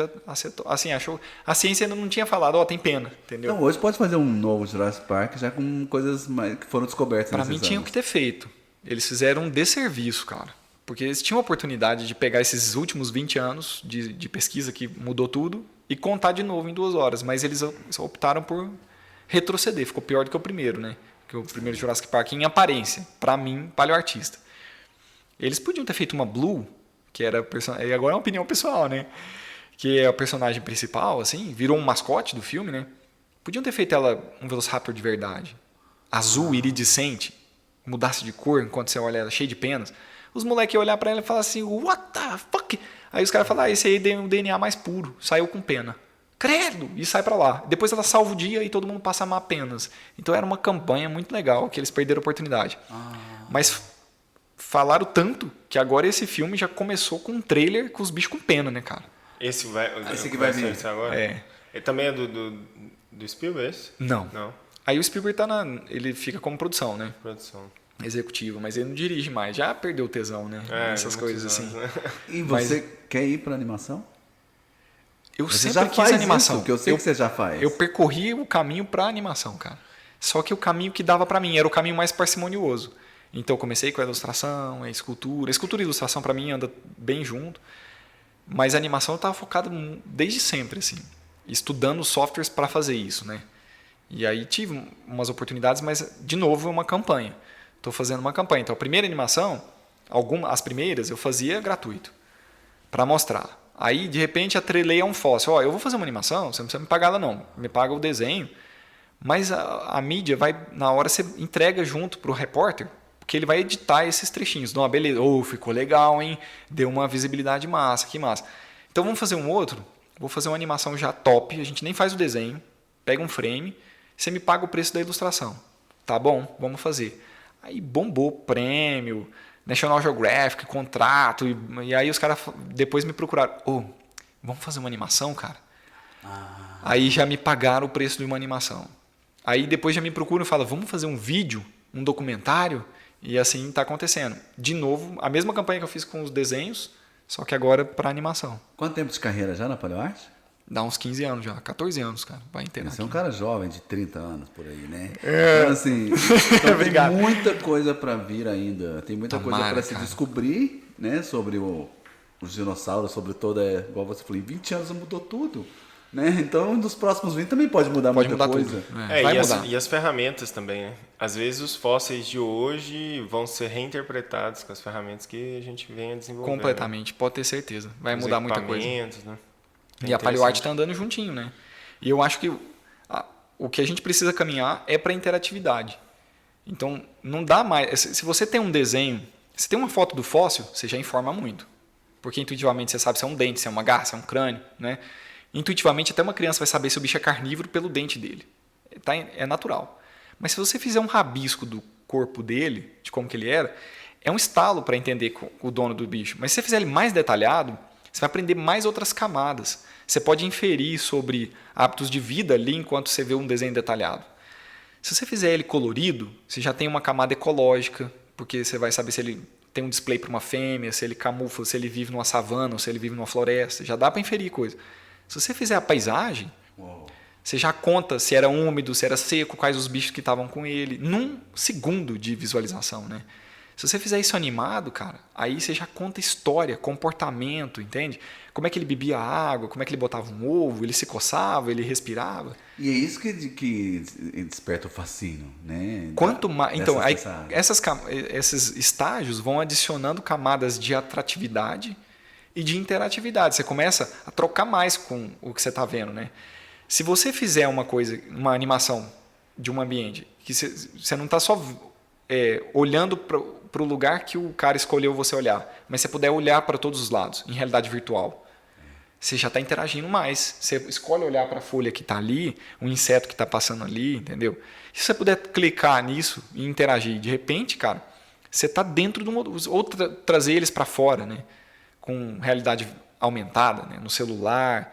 E aí eu acho que essas camadas vão transformando a educação num outro nível, que é usar tudo que a gente aprendeu para vender, só que para educar. Né? Tudo que a gente aprendeu para publicidade, a gente vai aplicar para educação. Eu aposto nisso. É isso que eu queria te falar. O seu trabalho agora já é bem remunerado, você é um cara rico, né? Tomara que eu venha a ser. Mas você entende a sua função na educação das crianças, principalmente de Uberaba?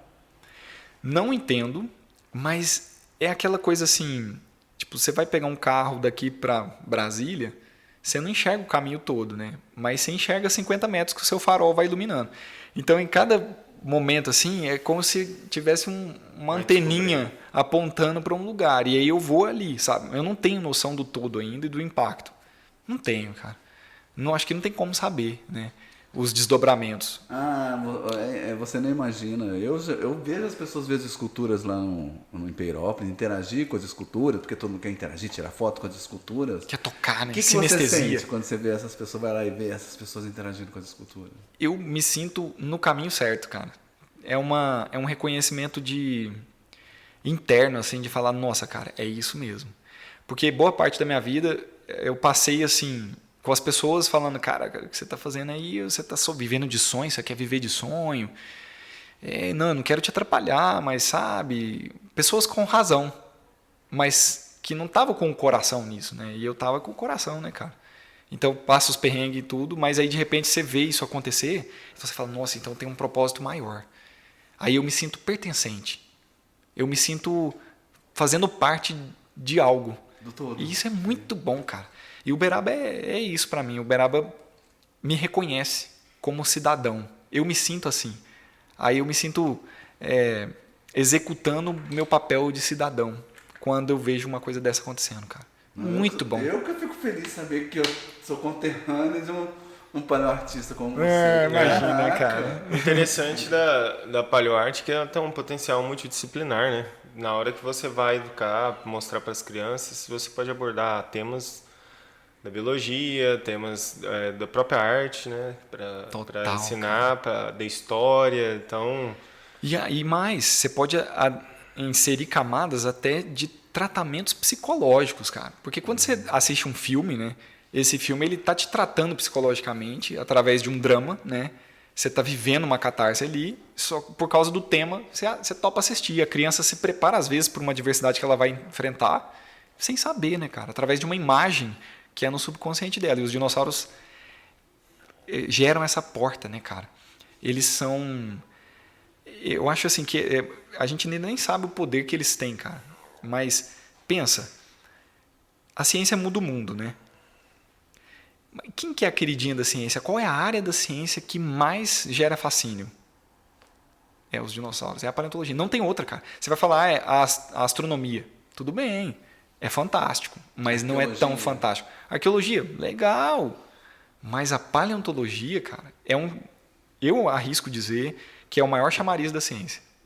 Então, se a paleoarte é a única forma da gente ver esse passado, então a gente precisa da paleoarte intrinsecamente à paleontologia.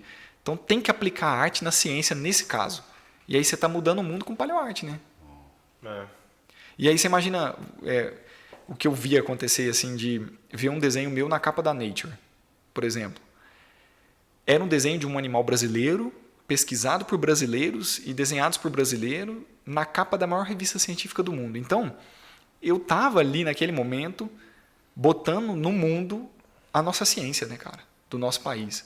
E esse momento eu me sinto pertencente também. Uberaba. De novo. Algo que a gente, como brasileiros, precisa ter atenção, né? Porque a gente está bastante atrasado na questão da ciência, né? Comparado ao resto do mundo. E na arte também, né? Na arte também. No recurso, e não no talento, né? Porque talento... Interessante.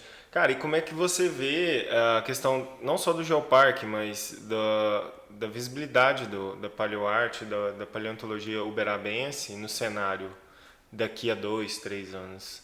Você vislumbra no cenário ideal do geoparque? O que você vislumbra assim para Uberaba, na verdade, né? Se você acredita que a gente pode se tornar um polo turístico da construir um parque dos dinossauros? Exatamente isso, assim, chegar ao ponto, nós já temos isso, né? Bem, não uma extensão que a gente gostaria, mas você vislumbra, por exemplo, a gente ser assim, um destino de pessoas que queiram conhecer melhor, né, mais aprofundadamente dinossauros, né, no futuro. Já é, né? Já é esse destino das pessoas que se interessam muito. Porque aí a criança, ela é apaixonada por dinossauro, é uma dinomania, né? E o pai que apoia, ele fala: o que eu vou fazer nas férias desse menino? Para dar um presente para ele. Vamos lá em Uberaba, vamos passar uns dias lá, ver e tal. E isso está acontecendo demais, cara. Já está acontecendo, está rolando aí. E aí todo mundo prometendo para o pós-pandemia, né? Uhum. Então acho que a gente vai experimentar agora, em 2 anos, assim, um movimento absurdo, um olhar para isso, que vai fazer a nossa população falar: opa, peraí, eu posso usar isso.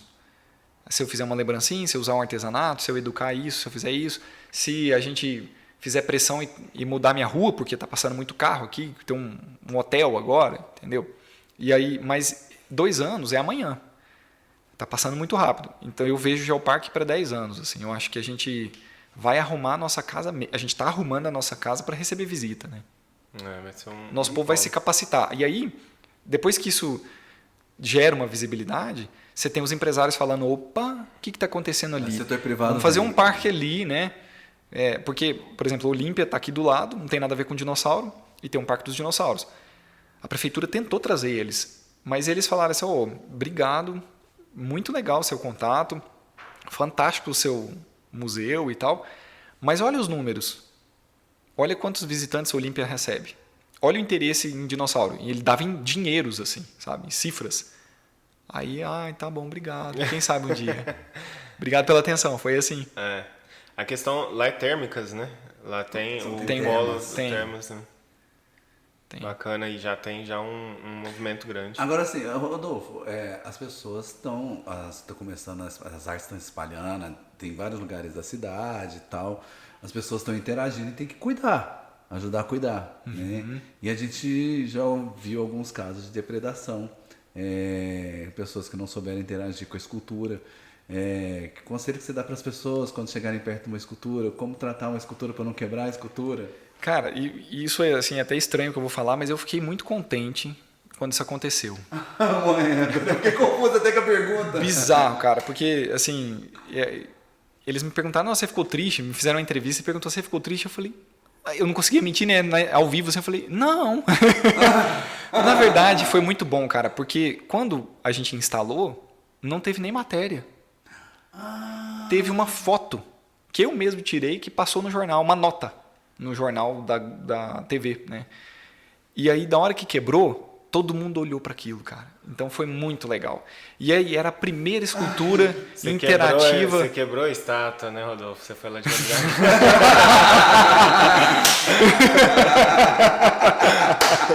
É minha mesmo? Eu vou consertar mesmo. Planejei ela, né, cara? Não fui eu, não. Até sei que, assim, me falaram como que aconteceu. Foi uma menina que andou de patins, a mãe estava no celular e tal, pisou de patins em cima dos ovos. Mas isso foi muito legal. Foi a primeira estátua interativa da cidade. Até então, todas as estátuas não pode tocar, não pode subir, não pode nada. Eu queria uma estátua que pudesse, cara, pra você tirar uma selfie junto ali. Mas não tem nada que seja a prova de criança, né, cara? Assim, você pode fazer no bronze, mas até o bronze quebra. Mas o bronze é muito caro, a gente não tem recurso ainda. Então, enquanto a gente faz 3 peças com o valor do bronze, né, teria que fazer uma só, então vamos fazer de outro jeito. Mas as pessoas não precisam pisar na pata, ou no rabo, ou no ovo. Elas podem subir no dinossauro, passar a mão e tudo bem, mas tem partes muito frágeis. E aí elas precisam se conscientizar que isso exige um cuidado. É frágil, pode tocar, não é uma peça de museu, né? Mas tem que tocar com carinho. Vamos cuidar junto. Mas aí é uma falha nossa, assim. A gente precisava fazer um paisagismo ali que não foi feito, não deu tempo, era fim de ano, e precisava lançar e tal. Então não rolou, o horto estava sem gente na transição de governo e tal. Então, se você coloca uma planta ali que impede da pessoa pisar perto do pé, já não quebra mais. E foi isso que a gente fez depois, colocou as pedras, eu consertei e pronto, assim. Aí parou, quebrou, não quebrou mais, né, cara? Até você voltar e quebrar outra para gerar matéria, né? E lá no sítio de Santa Rita, ele dá para interagir com ele. Total, tá, né? ele é feito para você tirar uma selfie. Tipo, Você ficar sentar, perto dele lá, né? como se estivesse interagindo com o bicho, né? É legal, eu gostei daquele lá. No dia que foi dado o nome, eu tomei conhecimento dele no dia do concurso, né? Do Urasauro. Eu achei ele bacana, eu achei massa. Ele tem a mesma pegada de Yoshi mesmo. É, não é? Você falou, E eu achei legal, cara, eu às vezes fico olhando lá no Jauci de Santa Rita as crianças, cara, bebês assim, eles vão com a mão na cara do dinossauro, no olho. Eles entendem aquilo como um ser. Não é uma coisa inanimada, uma estátua, tem olho. E os cachorros, eles piram com os bichos, né? Eles rosnam, eles latem, eles não querem ir. Então, até os cachorros enxergam um animal ali, cara. Isso é o melhor. É o maior elogio que o palhaço. Melhor reconhecimento possível, cara. Já tipo, vivi o trem isso. tá vivo. Então, hoje você vive o prazer do reconhecimento em vários momentos, né? Vivo, cara. Que delícia. Muito privilégio, assim. Tem essa oportunidade. Nós vamos viver mesmo o potencial delas ainda no pós-pandemia, né? Porque foi bem depois que inaugurou, já veio a pandemia, já deu uma parada no movimento. Na verdade, a gente inaugurou durante a pandemia. Não, a do Santa Rita, a Mani Rápida foi também durante. Foi. Né? Foi, né? Foi em dezembro do ano passado. De 2020, tá certo. Na verdade, a gente não curtiu elas ainda. Né? É, totalmente movimento, né? Não, mas vai ser bacana. Rodolfo, mas exatamente, onde a gente pode encontrar essas obras? Onde que elas estão, assim, especificamente aqui em Uberaba? E as pessoas vão querer fazer coisas com você, né? As empresas sempre te procuram. Como que eles te acham? Cara, você pergunta assim, contatos? Não, Na verdade, ou como que eles me acessam? como eles te acessam? Pela internet, assim, Instagram, vai aparecer Facebook. Mas se digitar meu nome no Google, aparece. Eu tenho um tópico no Wikipedia, cara. Eu não sabia, cara. Eu já tinha visto. É mesmo. Não, eu descobri agora, assim, umas 2 semanas atrás. Alguém me mandou um print, assim. Falei, caraca. Aí tem e-mail, tem telefone, tem tudo lá, né, cara? Tem. E aí, trabalhem para ter um tópico no Wikipedia. Trabalhem para ter um tópico no Wikipedia. Já pensou que massa? Eu não imaginava isso, cara. Muito, muito legal. Não li ainda o meu tópico. Não! Foi muito recente. Sem verdade nenhuma. Perigoso, né? Chegar lá até uns fake news lá. Então, Tem até medo. Mas essas obras estão aqui em Uberaba, essas esculturas? Essas esculturas estão... A gente vê no Jauci de Santa Rita, tem 3 esculturas lá. Tem uma na praça ali em frente ao mercado e a igreja. Tem uma no shopping, no Praça Uberaba, que está ficando lá por enquanto a gente prepara o mirante para receber ela. Então vai depois para a Univerde. E, bom, aí vem algumas por aí. Eu acho que na Agronelli talvez venha. E está acontecendo também de estabelecimentos me pedirem réplicas, assim, porque eles recebem turistas e eles são ponto de entrada para a cidade. Então, eles que entregam os panfletos, você vai falar, tem Peirópolis, tem um museu, então eles já estão querendo o dinossauro lá. Tá rolando isso também, tomara que dê certo aí de a gente fazer umas estátuas aí nos próximos meses. E, bom, aí... E essas réplicas que material? Você fala... réplicas para vender? Não, para vender eu nem fiz, assim. Mas na verdade, material, né? de resina, eu acho que resina melhor. Eu tenho uma impressora 3D, fiz uma experiência de fazer chaveiros, assim, deu super certo, cara. E saiu assim, nem tinha embalado, sabe? Foi legal. E aí eu acho que são geoprodutos que a gente precisa pensar e que eu vou ter que criar um dia, não vai ter jeito. Ou capacitar os artesãos da cidade para fazer isso também, né? Legal, isso é interessante. E a gente está pensando num projeto muito legal com a UFTM, com o Geoparque, assim, né? Que a gente já tentou fazer outras vezes, não rolou ainda, mas é o Tatossauro, que é para ensinar para os nossos cegos como é que era a nossa pré-história. Então, para eles poderem tocar e sentirem a textura. Legal, parabéns. E, inclusive, os Paleoarte. artesãos cegos, cara. Porque a gente tem um monte de artesão cego e eles não sabem como é que é um dinossauro. Paleoarte é inclusiva. Nossa, Paleoarte inclusiva. fiquei até emocionado aqui. Imagina que legal, né, Lindo cara? isso, lindo. Mas aí lá fora tem um monte de trabalho meu, assim. Tem São Paulo, tem no Rio, tem Europa. tem na Espanha, em Portugal, na Alemanha, na Geórgia, nos Estados Unidos. Estátua e desenho. Estátua só que no Brasil, não mandei Estátua pra fora, só. assim, mas desenho tem pra todo bastante. lado. É. Legal. Mas estou preparando 2 estátuas para São Paulo agora, que tem que entregar mês que vem. Uou. Oh. Agradecer, né? A Não. presença do Adolfo. Eu tô muito muito massa. feliz porque, assim, nós estamos com uma celebridade, Rafael. Não, Mas, desde que a gente começou o projeto, o seu nome era um dos nomes que a gente já pensava. massa. Ele falou, não, quando nós Que for honra. fazer, a gente tem que chamar o Rodolfo. Para ele, que eu acho que é um papel educativo também, da gente ter o registro histórico, né, por meio de um projeto assim como o CultCast, e também de mostrar o universo da paleoarte, porque é um universo muito restrito, né, para o pessoal que convive nesse nicho, né, da paleontologia, da escultura ali, da arte. E às vezes a gente tem um papel de despertar o interesse de pessoas que pensam, pô, é uma coisa que eu queria fazer.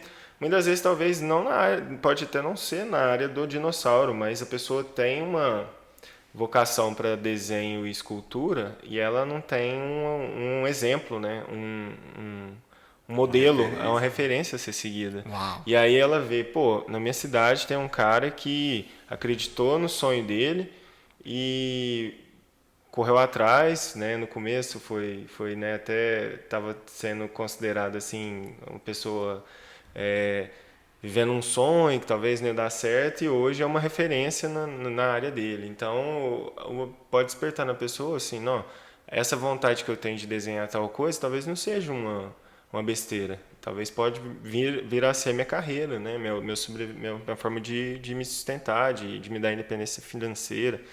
Eu acho isso importante, esse registro de a gente conversar com essas pessoas na paleoarte e na arte como um todo, né? Porque o artista ele tem muito esse estereótipo de que não vai dar certo, não vai ganhar dinheiro e tal, e muitas vezes não. Se a pessoa acredita e corre atrás, ela consegue sobreviver, viver bem, né? E ter uma vida como qualquer outra financeiramente, vivendo da arte dela, do que ela gosta mesmo. Não precisar dela se sujeitar a uma coisa que ela não tem prazer que ela teria na arte. Nossa, que lindo. É legal. Isso de ouvir. Eu Obrigado. acho Além massa. de ser uma referência como artista, é uma referência como pessoa, porque um artista que tem esse reconhecimento tão grande e tem essa humildade de estar sempre conversando com a gente em todos os nichos, só aplaudo. Obrigado, cara. Obrigado. É uma honra. É engraçado, Um prazer. tem um ditado muito interessante, que acho que até na Bíblia Jesus fala que o médico ele não pode curar as pessoas da aldeia dele, nem só pode curar as de outra aldeia, porque a gente tende a não olhar para as pessoas do nosso grupo, né? Às vezes o reconhecimento vem de fora primeiro, para depois vir o reconhecimento do próprio grupo. Foi o que aconteceu verdade. que você contou da sua família, né? A família sempre te vê na TV para falar, nossa, tá dando Precisou certo. da Fátima Bernardes, precisou da né? Fátima Bernardes. É verdade, cara. Cara, eu preciso de fazer 2 perguntas, porque o nosso projeto ele vai ter o encerramento da temporada, ele tem um viés também científico. A ideia depois é a gente fazer uma análise de conteúdo de tudo que a gente conversou, porque o projeto ele visa estudar, falar sobre cultura. E aí, as 2 perguntas que nós estamos planejando fazer para todos os entrevistados, e são perguntas que eu gostaria que você respondesse, do topo, assim, do que vier na sua cabeça, assim, você pode, não existe resposta certa e tal.